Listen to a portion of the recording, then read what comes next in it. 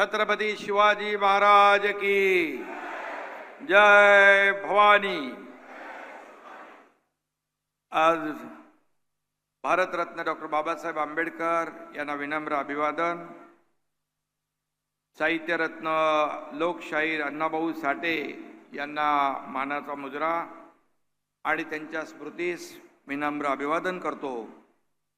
आणि आजच्या या लोकशाहीर साहित्यरत्न अण्णाभाऊ साठे संशोधन व प्रशिक्षण संस्था प्रकल्पाचा भूमिपूजन समारंभ या ठिकाणी संपन्न झाला आहे।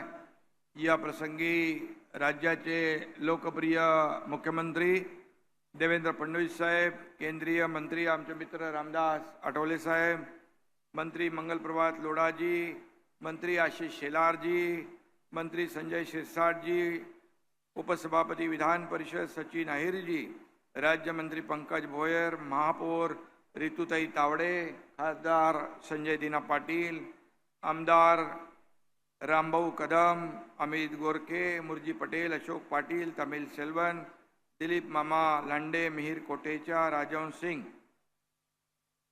अमित साटम, कालिदास कोळंबकर, प्रसाद लाड, अरुण खान, महेंद्र कल्याणकर, सीओ आणि अण्णाभाऊंचे नातेवाईक सावित्रीबाई साठे, सचिन साठे, अशोक लोखंडे आणि त्यांचे सर्व अण्णाभाऊंचे नातेवाईक, उपस्थित सर्व व्यासपीठावरील सन्माननीय ज्योती साठे, ज्योतिताई देखील आहेत, ज्योती साठे आहेत, आरती साठे आहेत,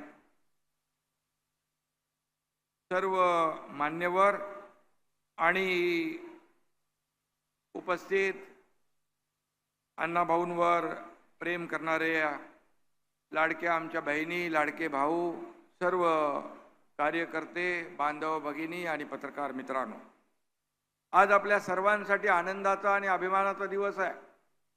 आज या ठिकाणी वंचित, कष्टकरी आणि उपेक्षितांसाठी आपलं सर्वस्व पणाला लावणाऱ्या लोकशाहीर अण्णाभाऊ साठे यांची उद्या जयंती आहे।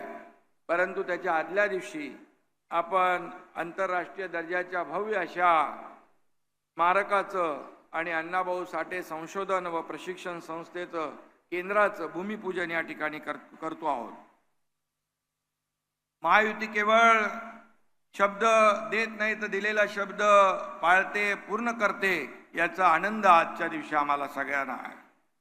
या प्रकल्पाचं भूमिपूजन या ठिकाणी झालेलं आहे आणि त्या दृष्टीने दिलेला शब्द पूर्ण करण्याचं वचनपूर्ती तर हे पहिलं पाऊल आहे आणि त्याचा आनंद आम्हाला सगळ्यांना आहे, आपल्या सगळ्यांना त्याचा आनंद आहे। प्राध्यापक बाळकृष्ण रेणकेंनी अण्णाभाऊंबद्दल लिहिलेलं एक सुंदर कवन आहे।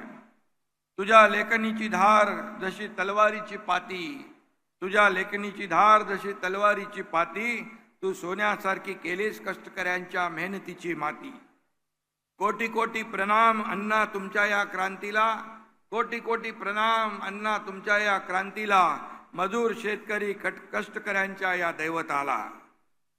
आणि म्हणून लोकशाहीर अण्णाभाऊ साठे हे आपले सर्वांचं दैवत आहे। आठवले साहेब पण इकडे आहेत। घाटकोपरमधील चिराग नगर ही अण्णाभाऊंची कर्मभूमी आहे आणि आज त्याच कर्मभूमीत हे स्मारक आणि प्रशिक्षण संस्था उभी राहते, याचा आपल्या सगळ्यांनाच सार्थ अभिमान आहे। मी या ठिकाणी 2 वेळा स्वतः पाहणी करून गेलो होतो। त्यांच्या जुन्या घराचं देखील दर्शन घेतलं होतं, त्यांना वंदन केलं होतं। आणि म्हणून आपण अनेक विकास प्रकल्पांचं भूमिपूजन करतो, पण आजचं भूमिपूजन हे केवळ एका वास्तूचं नाही तर अण्णाभाऊंच्या विचारांचं बीज रोवण्याचं आहे। अशा प्रकारचा आनंद आज आपल्या सगळ्यांमध्ये आहे। केवळ पुतळा किंवा इमारत न उभं राहता त्यात त्या महापुरुषाच्या विचारांची प्राणप्रतिष्ठा आपण करत आहोत। हे केंद्र केवळ एक दगडाचं स्मारक न राहता सामाजिक बदलाचं इंजिन म्हणून काम करेल, हा विश्वास या ठिकाणी मी व्यक्त करतो। या प्रकल्पासाठी 300 कोटीची आर्थिक तरतूद केलेली आहे, परंतु त्यामध्ये काही कमी पडणार नाही। मुख्यमंत्री स्वतः इथं आहेत, मी आहे. त्यामुळे जे जे काही लागेल हे स्मारक भव्य दिव्य असं अतिशय आंतरराष्ट्रीय दर्जाचं स्मारक कसं होईल यासाठी सरकार पूर्णपणे या ठिकाणी जे जे काही लागेल ते करेल. इथं अण्णाभाऊंचा 20 मीटर उंचीचा ब्रांजचा पुतळा या ठिकाणी उभारला जाईल. फकीरा या प्रसिद्ध कादंबरीवर आधारित जगातील सर्वात मोठं पुस्तक शिल्प इथं उभारलं जाईल. मॉडर्न ग्रंथालय, संशोधन प्रशिक्षण केंद्र, कौशल्य विकास केंद्र, UPSC MPSCच्या विद्यार्थ्यांसाठी इथं मार्गदर्शन केंद्र, अत्याधुनिक डिजिटल ऑडिओ व्हिज्युअल दालन असेल. मुलांसाठी डिस्कवरी झोन सारख्या अनेक सुविधा इथं पुरवल्या जातील. हे फक्त स्मारक नसेल तर या ठिकाणी सखोल संशोधन देखील होईल. आणि यामुळेच अण्णाभाऊंचे विचार केवळ पुस्तकापुरते मर्यादित राहणार नाहीत, तर आधुनिक तंत्रज्ञानाच्या माध्यमातून ते जगभर पोहोचतील असा विश्वास या ठिकाणी व्यक्त करतो. इथून प्रेरणा घेत नव्या पिढीतून एखादा अण्णाभाऊ सुद्धा निर्माण होईल. अशा प्रकारचं हे स्मारक ऊर्जा देणारं, प्रेरणा देणारं ठरेल. महात्मा ज्योतिराव फुले आणि भारतरत्न डॉक्टर बाबासाहेब आंबेडकर यांचा पुरोगामी वारसा घेऊन लोकशाहीर अण्णाभाऊ साठे उभे राहिले. लोकशाहीर अण्णाभाऊंनी आपल्या लेखणीतून आणि शायरीतून शोषित, वंचित, कष्टकरी, पीडित जनतेचा आवाज जगभरात पोहोचवण्याचं काम केलं. अण्णाभाऊ नेहमी म्हणायचे, पृथ्वी हे शेषाच्या मस्तकावर नाही तर कष्टकरांच्या तळहातावर तरलेली आहे. हे वाक्य म्हणजे महाराष्ट्राच्या विकासाचं मुख्य तत्वज्ञान आहे असं म्हटलं तर वावगं ठरणार नाही. म्हणूनच आमचं सरकार कष्टकऱ्यांच्या, गरिबांच्या, शेतकऱ्यांच्या, वारकऱ्यांच्या आणि वंचितांच्या सन्मानाला सर्वोच्च प्राधान्य देत आहे. अण्णाभाऊंनी गिरणी कामगारांच्या देखील प्रश्नांना हात घालला, त्यांच्यासाठी देखील त्यांनी संघर्ष केला आणि म्हणून आमचं सरकार या ठिकाणी गिरणी कामगारांना देखील मोठ्या प्रमाणावर घरं देण्याचा निर्णय आपल्या सरकारने घेतलेला. 2 वर्षापूर्वी रमाबाई आंबेडकर नगर आणि कामराज नगरमध्ये झोपडीधारकांना त्याचा उल्लेख आपल्या कल्याणकरांनी केलेला आहे. सुसज्ज घरं देण्याच्या प्रकल्पाची देखील सुरुवात झाली. इथला कष्टकरी आता उंच टॉवरमध्ये राहायला येईल. महायुती सरकार फक्त इमारती उभ्या करत नाही तर गरीब आणि सर्वसामान्य कुटुंबाचं आयुष्य नव्याने साकारत आहे. या स्मारकाच्या उभारणीतले सर्व अडथळे दूर करण्याचं ऐतिहासिक काम SRAने केलेलं आहे आणि त्या सर्व अधिकाऱ्यांचं मुख्यमंत्र्यांनी देखील अभिनंदन केलेलं आहे. आणि म्हणून या प्रकल्पासाठी जागा उपलब्ध करून देणं हे मोठं आव्हान होतं, पण SRAने अत्यंत संवेदनशीलतेने माणुसकी जपत हे काम पूर्ण केलं, याचाही आनंद आहे. मी SRAच्या सर्व अधिकारी त्यांच्या टीमचं अभिनंदन करतो. आणि आधी माणूस नंतर प्रकल्प हा आपला दृष्टिकोन या ठिकाणी कायम ठेवण्याचं काम या ठिकाणी केलेलं आहे. या ठिकाणी रामभाऊ कदम आमदार स्थानिक आहेत आणि त्यांनी देखील या प्रकल्पामध्ये नेहमी लक्ष घातलं. इथल्या सर्वच आमदारांनी, खासदारांनी या ठिकाणी आपल्या आपल्या परीने प्रयत्न केले. अण्णाभाऊ साठेंच्या स्मारकामध्ये येणाऱ्या सर्व अडचणी दूर करण्यासाठी सर्वांनी आपापल्या परीने काम केलेलं आहे.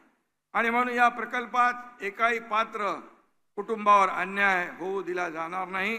आणि म्हणून त्यासाठी विविध शिबिरं देखील राबवली आणि अडचणी समजावून घेतल्या. आणि म्हणूनच 241 पात्र कुटुंबाचं पुनर्वसन या ठिकाणी सन्मानाने करण्याचा निर्णय झालेला आहे. आणि म्हणूनच या ठिकाणी या स्मारकाचा मार्ग प्रशस्त केल्याबद्दल मी या सर्व कुटुंबाचं देखील मनापासून अभिनंदन करतो. आणि म्हणून सरकारसाठी विकास म्हणजे फक्त सिमेंट कॉन्क्रीट नव्हे तर माणसाचा सन्मान जपणं हे देखील महत्त्वाचं आहे. आम्ही कुठलाही प्रकल्प रेटून नेत नाही. लोकांच्या संमतीने, लोकांना विश्वासात घेऊनच आतापर्यंतचे सगळे प्रकल्प या ठिकाणी पुढे नेण्याचं काम आम्ही करतो आहे. आणि म्हणून मुंबई झोपडपट्टी मुक्त करण्याचं स्वप्न हिंदुहृदय सम्राट बाळासाहेबांनी पाहिलं होतं. आणि त्या दृष्टीने या मुंबईतले SRA असतील, मुंबईतले म्हाडाच्या धोकादायक इमारती असतील, यांना क्लस्टरच्या माध्यमातून देखील आम्ही त्याचा मार्ग मोकळा करण्याचं काम या ठिकाणी करतोय. आणि म्हणून बाळासाहेबांच्या जन्मशताब्दी वर्षाच्या निमित्ताने हिंदुहृदय सम्राट बाळासाहेब ठाकरे नागरी लोककल्याण अभियान देखील आम्ही राबवतोय. आणि म्हणूनच या ठिकाणी मुंबईतल्या झोपडपट्टीत राहणारा जो माणूस आहे त्याला चांगलं घर मिळालं पाहिजे मुंबईच्या बाहेर फेकला गेलेला मुंबईकर पुन्हा मुंबईत आला पाहिजे, हे आमचं धोरण आहे, हे आमच्या सरकारची भूमिका आहे. आणि म्हणून अण्णा भाऊंनी देखील सामान्य माणसाच्या आयुष्याला खऱ्या अर्थाने आकार दिला, कष्टकऱ्यांच्या घामाला भाषा दिली, कामगारांच्या वेदनांना स्वर दिला, वंचितांच्या स्वप्नांना लेखणी दिली. आणि म्हणूनच अण्णा भाऊंचे ऋण महाराष्ट्र कधी विसरू शकत नाही, त्या ऋणातून उतराई होऊ शकत नाही. एवढं मोठं काम अण्णा भाऊंनी केलेलं आहे. अण्णा भाऊ केवळ एक लेखक नव्हते, तर ते परिवर्तनाचे शिल्पकार होते. अनेकांच्या आयुष्यामध्ये त्यांनी परिवर्तन घडवण्याचं काम केलं, त्यांच्या जीवनामध्ये संस्कार, आकार, विचार देण्याचं काम केलं. आणि म्हणून जातीभेद, अस्पृश्यता, कामगारावरील अन्याय किंवा शेतकऱ्यांचे प्रश्न अण्णा भाऊ प्रत्येक संघर्षात सामान्य माणसाच्या खांद्याला खांदा लावून उभे राहिले. संयुक्त महाराष्ट्र चळवळीत त्यांचं योगदान अत्यंत प्रेरणादायी होतं. त्यांच्या शाहिरी बाण्याने अन्यायाविरुद्ध लढण्याची प्रेरणा मराठी माणसाच्या मनात निर्माण केली. ते केवळ एक साहित्यिक किंवा शाहीर नव्हते, ते एक हाडाचे कार्यकर्ते होते एकजुटीच्या. आणि त्यांनी म्हटलं, एकजुटीच्या या रथावरती आरूढ होऊनी चलबा फुडती, नवा महाराष्ट्र निर्मुंजक्ती करी प्रगट निज नाव. अण्णा भाऊंचे शब्द प्रत्यक्षात उतरवणं हेच आमच्या सरकारचं खऱ्या अर्थाने एक उद्दिष्ट आहे. आणि म्हणून हे नव्या पिढीला प्रेरणा देणारं एक हे स्मारक ज्ञान मंदिर ठरेल. अण्णा भाऊंच्या नावाने आपण जसं आठवले साहेब मगाशी म्हणाले, पुण्यात भारती आणि इकडे आरती, आरती देखील आपण अण्णा भाऊंच्या नावाने आरती स्थापन केली. हजारो विद्यार्थी आज त्याच्यामध्ये उच्च शिक्षण घेत आहेत. ही देणगी, ही प्रेरणा अण्णा भाऊंची आहे. आणि म्हणून हे केंद्र अण्णा भाऊंच्या विचारांचं जागतिक प्रेरणा स्थान बनेल. महाराष्ट्राची समतेची परंपरा, साहित्याचा वारसा आणि सामाजिक न्यायाची भूमिका जगासमोर ठेवण्याचं काम या ठिकाणी अण्णा भाऊंनी केलेलं आहे. आणि म्हणूनच जाता जाता अण्णा भाऊंच्या कवनातील एक महत्वाचं वाक्य या ठिकाणी सांगतो, जग बदल घालून घाव, सांगून गेले मज भीमराव. जग बदल घालून घाव, सांगून गेले मज भीमराव. असा ज्वलंत समाजात क्रांतिकारी बदल घडवणारे अण्णा भाऊ. आता मला संजय शिरसाट यांनी सांगितलं की आपण वाटेगाव या ठिकाणी त्यांचा एक पुतळा आणि स्मारक 50 कोटी रुपये देऊन त्या ठिकाणी त्यांच्या गावामध्ये या ठिकाणी उभारतोय. खऱ्या अर्थाने असे स्मारक किती करू तेवढी कमी आहे, कारण अण्णा भाऊंचं कर्तृत्व तेवढं मोठं आहे. प्रेरणा, ऊर्जा या ठिकाणी तरुणाईला मिळेल यासाठी आपण प्रयत्न करतोय. आणि म्हणून मी आपल्याला एवढं सांगतो, आमचं सरकार, देवेंद्रजी या ठिकाणी आहेत, महाराष्ट्राच्या प्रगतीला वेगवान पद्धतीने महाराष्ट्र पुढे जातोय. त्याचबरोबर विकासाच्या आमचा अजेंडा विकास आहे. आमचा अजेंडा सर्वसामान्याच्या आयुष्यामध्ये जीवनामध्ये बदल घडवणं आहे. आणि म्हणून महाराष्ट्र पुढे चालला आहे, त्याच्या पाठीशी अण्णा भाऊंसारख्या थोर व्यक्तिमत्वांची प्रेरणा आहे. आणि म्हणून किती काही अडचणी आल्या तरी सुद्धा आमचं सरकार या सर्व अडचणींवर मात करून या महाराष्ट्राला पुढे नेल्याशिवाय राहणार नाही, अशी भावना या ठिकाणी व्यक्त करतो. आणि जाता जाता एवढंच सांगतो, समाजसेवा करताना वाटेत येऊ द्या किती काटे, समाजसेवा करताना वाटेत येऊ द्या किती काटे, एकच आदर्श ठेवा अण्णा भाऊ साठे. धन्यवाद. जय हिंद, जय महाराज, जय भीम.